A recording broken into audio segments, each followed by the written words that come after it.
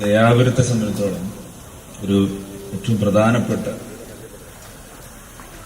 ഒരു ദിവസമാണ്, ഒരു നാഴികക്കല്ല്, ഒരു മൈൽ സ്റ്റോൺ ആയിട്ട് നമുക്ക് ഓർത്തു വെക്കാൻ പറ്റിയ ഒരു ദിവസം.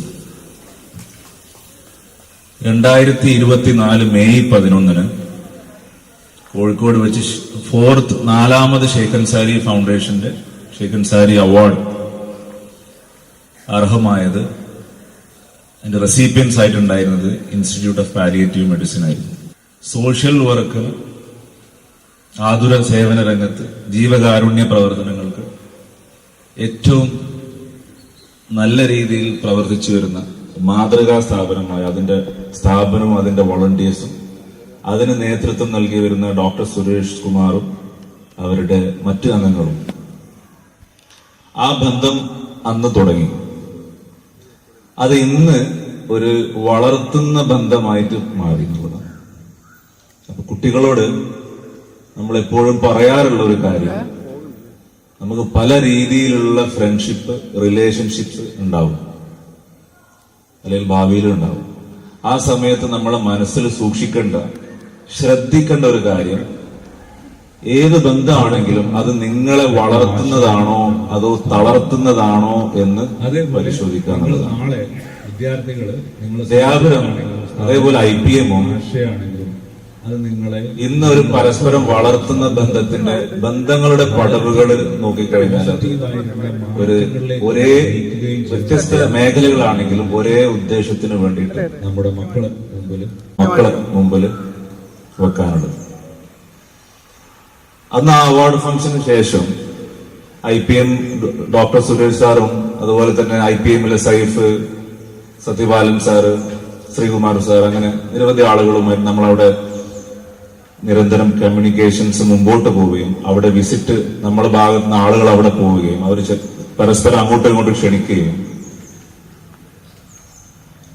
മുതിർന്ന കുട്ടികൾക്കും കോളേജിലെ വിദ്യാർത്ഥികൾക്കും ഒക്കെയായി 3 ദിവസത്തെ വർക്ക്ഷോപ്പും ഓറിയന്റേഷൻ അവയർനെസ് ക്ലാസുകൾ ചെയ്യുന്ന കാര്യം നമ്മളെ അറിയിക്കുകയും, അങ്ങനെയാണ് ദയാപുരം ഇത് ആളുകളില് ബെഡ്രിഡൻ ആയിട്ടുള്ള പേഷ്യൻസ്, ഡൈയിങ് ഇൻഡിവിജ്വൽസ് ആരും ശ്രദ്ധിക്കാനില്ലാതെ അവരെ അന്ന് ഉപയോഗിച്ച വാക്ക് ക്വാളിറ്റി ഓഫ് ഡെത്ത് എന്നുള്ളതാണ്. ക്വാളിറ്റി ഓഫ് ലൈഫ് പോലെ തന്നെ ക്വാളിറ്റി ഓഫ് ഡെത്ത്, അത് ഇംപ്രൂവ് ചെയ്തതിന്റെ ഭാഗമായിട്ട് ആളുകളിലേക്ക് ഈ ഒരു ആശയത്തേക്കും അതിന് വേണ്ട സ്കില്ലും മനോഭാവവും വളർത്തിയെടുക്കുന്നതിന്റെ ഒരു പരിശീലനമാണ്. അപ്പൊ ഇത് ഇന്ന് പലതരത്തിലുള്ള നെഗറ്റീവ് ഇൻഫ്ലുവൻസസിൽ അടിമപ്പെട്ടു പോകുന്ന സബ്സ്റ്റൻസ് യൂസ് ആവട്ടെ, സോഷ്യൽ മീഡിയ അഡിക്ഷൻ ആവട്ടെ, മനുഷ്യന്റെ മനസ്സും മനുഷ്യ ജീവിതവും അവനവരിലേക്ക് ഒതുങ്ങി. ഇപ്പൊ വീട്ടിൽ ഒരു വ്യക്തി ഉണ്ടെങ്കിൽ ആ വ്യക്തിയുടെ സുഖം, സന്തോഷം, കംഫോർട്ട്, ഈഗോ സാറ്റിസ്ഫാക്ഷൻ, ഇതിൽ മാത്രം ഒതുങ്ങി നിന്ന് മറ്റുള്ളവരുടെ പ്രയാസം, മറ്റുള്ളവരുടെ സഫറിങ്സ് കാണാൻ കഴിയാത്ത ഒരു വൈകല്യം പോലെ ജന്മനാ ഒരു തലമുറകളിലേക്ക് ഇത് തുടർന്നു പോയാൽ ഈ ജീനിൽ തന്നെ ഒരു പക്ഷേ ഈ ഒരു വികാരം, ഈ ഒരു വാല്യൂ നഷ്ടപ്പെട്ടേക്കാം. നമ്മൾ ശ്രദ്ധിക്കേണ്ടത്, ഈ നമ്മളെപ്പോഴും ആലോചിക്കുന്നത് ഞാൻ, എന്റെ സുഖം, എന്റെ എല്ലാ പ്രയാസങ്ങൾക്കും കാരണം മറ്റുള്ളവർ, ഈ ലോകം, ഈ സമൂഹം, ഞാനല്ല. മറ്റുള്ളവരുടെ പ്രയാസം കാണാൻ കഴിയാത്തൊരു വൈകല്യം ഇന്ന് കൂടി വരുന്നുണ്ടോ എന്നുള്ളൊരു ആശങ്കയിലൊന്നു കൂടിയാണ്. അതിനെ എങ്ങനെ നമുക്ക് ഒരു പോസിറ്റീവ് ചേഞ്ചിലേക്ക് എത്തിക്കാൻ എന്ത് ടൂളാണ്, എന്ത് മരുന്നാണ് നമ്മുടെ കയ്യിലുള്ളതെന്ന ആലോചനയുടെ കൂടെ റിസൾട്ട് കൂടിയായിട്ടാണ് IPM-ഉമായി ചേർന്ന് നമ്മൾ തയ്യാറാക്കിയ ഈ പാഠ്യപദ്ധതി.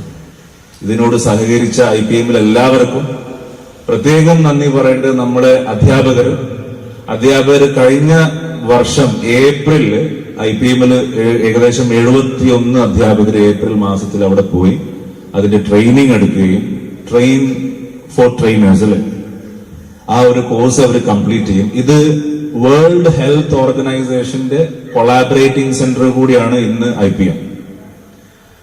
ആ ട്രെയിനിങ് അറ്റൻഡ് ചെയ്ത ടീച്ചേഴ്സിന്റെ ഒരു ഫീഡ്ബാക്ക് ഞാൻ ഇവിടെ ഷെയർ ചെയ്യാം.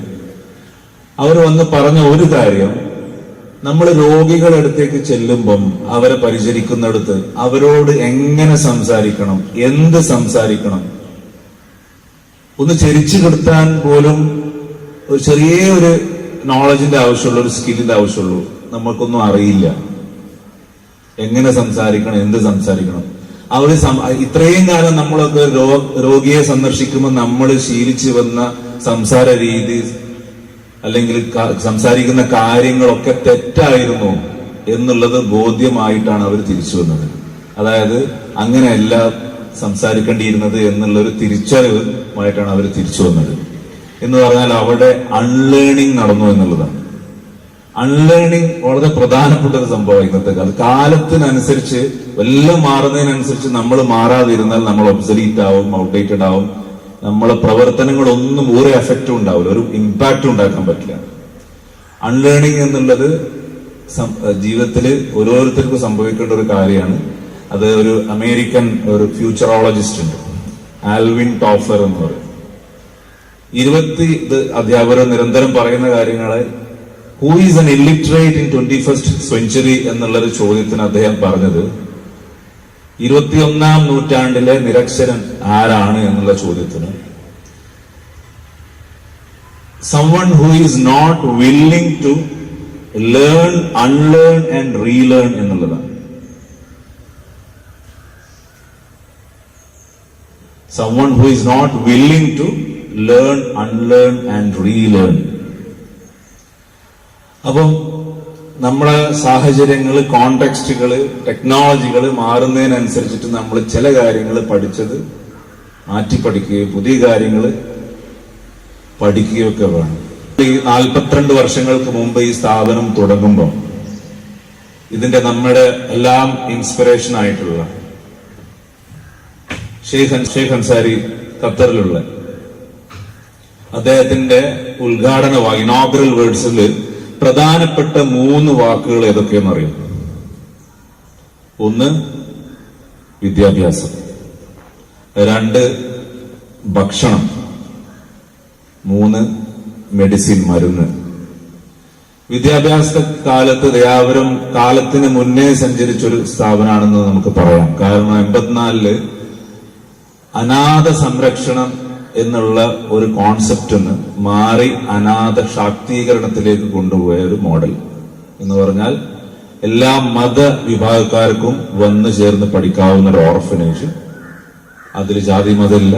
2 ഇംഗ്ലീഷ് മീഡിയം ഓർഫനേജ്, സമൂഹത്തിൽ ഏറ്റവും പണക്കാരുടെ മക്കൾക്ക് മാത്രം പ്രാപ്യമായിരുന്ന അന്നത്തെ കാലത്ത് ഊട്ടിയിലൊക്കെ മാത്രം പോയി പഠിക്കാവുന്ന പ്രാപ്യമായിരുന്ന ഒരു ഇംഗ്ലീഷ് മീഡിയം സാധാരണക്കാർക്കും അനാഥകർക്കും ഡെസ്റ്റിറ്റ്യൂട്ട്സിനും നമ്മൾ പ്രൊവൈഡ് ചെയ്യാൻ പറ്റുന്ന ഒരു സ്ഥാപനം.